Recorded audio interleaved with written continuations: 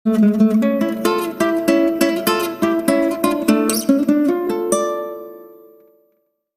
semuanya, selamat datang di Novel Time, selamat menikmati ceritanya, dan jangan lupa like, komen, dan subscribe. Askara meletakkan telapak tangannya ke pintu, tepat di belakang kepala Laras. Jantung Laras serasa berhenti berdetak, seolah dia berada dalam bahaya yang belum pernah dia alami sebelumnya. Sebuah mobil Bugatti Veyron hitam memasuki area mansion kediaman keluarga Dominic dan berhenti di depan pintu mansion. Ben turun dari mobil, tangannya memegang kotak makanan. Wajahnya terlihat senang, dia memikirkan adik perempuannya yang memakan makanan yang dia belikan dengan wajah bahagia.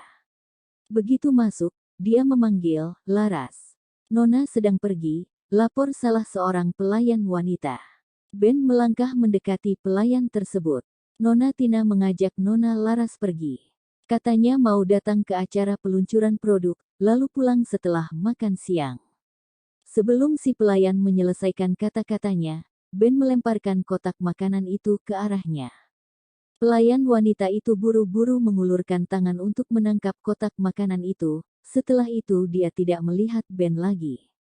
Mesin mobil di luar berderung keras, lalu menghilang sedetik kemudian.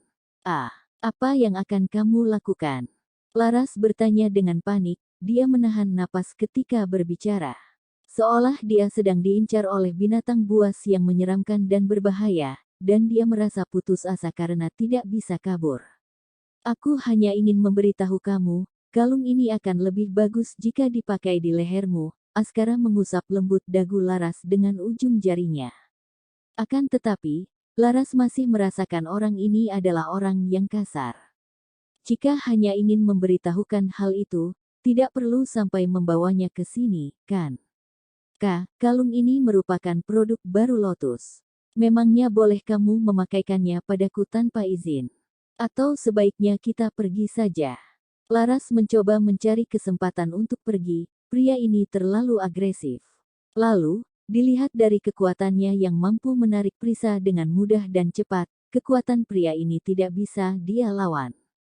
Di luar terlalu berisik, Laras menatap pria itu dengan tatapan kosong, dia merasa otaknya tidak dapat mencerna apa yang sedang terjadi. Dia hanya menunduk dan bernapas dengan pelan, aku harus pergi." Laras merasa, meskipun dia menggerakkan tubuhnya sekuat tenaga, dia tidak bisa terlepas dari pria itu. Lepaskan aku. Aku harus pergi." Laras mengerutkan kening dan memelototinya. Askara semakin mendekatkan tubuhnya yang kuat ke arah Laras. "Kamu." Punggung Laras menempel erat pada pintu di belakangnya. Tidak peduli seberapa kuat usaha Laras untuk melepaskan diri, dia masih belum bisa melepaskan diri dari pria ini. Mau tidak mau dia harus menahan orang di depannya itu. Begitu pria itu semakin dekat, tangan Laras menyentuh dada pria itu. Tubuh tegap dan suhu panas pria itu menembus kemeja yang dia kenakan hingga dapat dirasakan oleh tangan Laras. Kekuatan tangan Laras melemah, tangannya seketika lemas. Kulit wajahnya yang putih dalam hitungan detik memerah. Otaknya berhenti berfungsi. Setelah dia dewasa, Laras belum pernah berada sedekat ini dengan seorang pria. Bahkan Jody sekalipun. Pria ini, "Nona Laras, sepertinya kamu sangat gugup." Enggak tuh." Laras menyanggah dengan pelan, sambil menunduk menatap tangannya yang masih bersentuhan dengan dada pria agresif ini. Laras berpikir keras, apakah sebaiknya aku melepaskan tanganku darinya atau tetap menahannya seperti ini? Jika aku melepaskan tanganku, pria ini mungkin saja akan semakin mendekat dan menempel padanya, kan? "Apa kamu tahu apa yang ingin aku lakukan?" Tanya Askara sambil menatap Laras. Wajahnya yang mendekat dan mata hitamnya yang berbinar adalah alasan yang membuat Laras gugup. Laras tidak menjawab pertanyaan Askara, dia hanya berkata, "Biar aku pakai sendiri kalungnya." "Tidak, aku ingin makan daging angsa." Tubuh Laras menegang, dia tertegun menatap Askara, bibirnya gemetar dan akhirnya bersuara, Kamu jangan main-main. Aku punya 3 kakak laki-laki." Askara mencengkeram dagu Laras, jarak antara bibir mereka hanya tinggal beberapa sentimeter. Suara serak Askara terdengar, "Aku tahu. Tapi itu bukan masalah, Laras. Jangan gugup." Tatapan matanya yang tajam, gerakannya yang posesif, dan auranya yang kuat membuat Laras seolah tersihir. Laras bahkan tidak bisa mendengar suara napasnya sendiri. Bibir mungil Laras gemetar, berada dalam posisi yang sulit ini sudah membuat dia lupa untuk melawan. Padahal Askara bisa saja tiba-tiba menciumnya. Dia tidak mau kehilangan ciuman pertamanya hari ini. Tiba-tiba, suara getaran yang tidak jelas terdengar. Ternyata itu suara handphone. Askara mengalihkan tatapan dinginnya ke arah handphonenya, kemudian menjawab panggilan tersebut. Suara Hendra terdengar di seberang telepon. "Pak Askara, ada mobil yang sedang menuju tempat konferensi pers.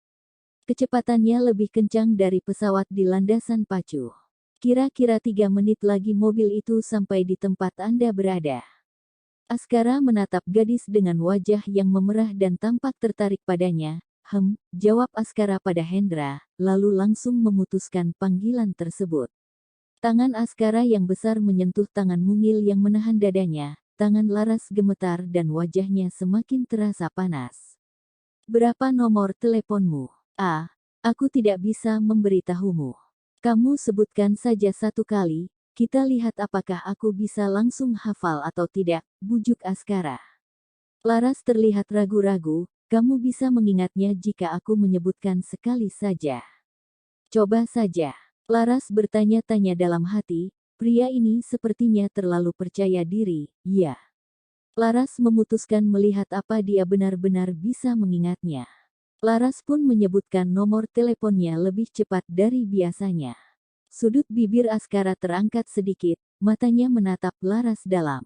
Dia meraih Laras ke dalam pelukannya, tangannya menekan pinggang belakang Laras hingga perut mereka bersentuhan. Sedangkan wajahnya semakin mendekat ke wajah Laras, hidungnya yang kuat menggosok lembut hidung Laras. Pikiran Laras mendadak kosong, sosok Askara menyelimuti tubuhnya, dia seolah kehilangan kekuatan untuk melawan, napasnya pun menjadi berat. "Aku pergi dulu. Sampai jumpa." Suara seraknya dan napasnya yang berat berhembus ke wajah Laras. Napasnya yang panas membuat wajah Laras ikut panas.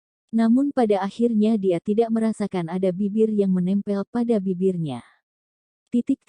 Ketika Laras kembali tersadar, di depannya sudah tidak ada sosok pria itu. Sebelum pergi, jari-jari pria itu sempat menyentuh bibirnya, kulit Askara yang kasar masih terasa di bibirnya, bahkan sedikit panas.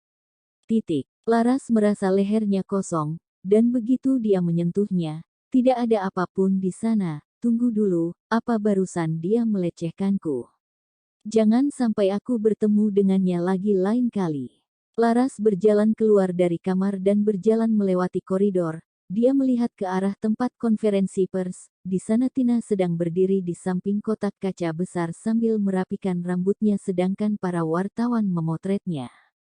Laras melihat ke tempat lain, tetapi tidak menemukan sosok pria yang tadi. Tentu saja Laras tidak merasa dirinya sedang bermimpi, ini kan masih siang. Lagi pula, rasa kulit yang kasar masih ada di bibirnya, seolah pria itu masih menyentuhnya. Tiba-tiba tirai manik-manik di pintu masuk dibuka dengan kasar.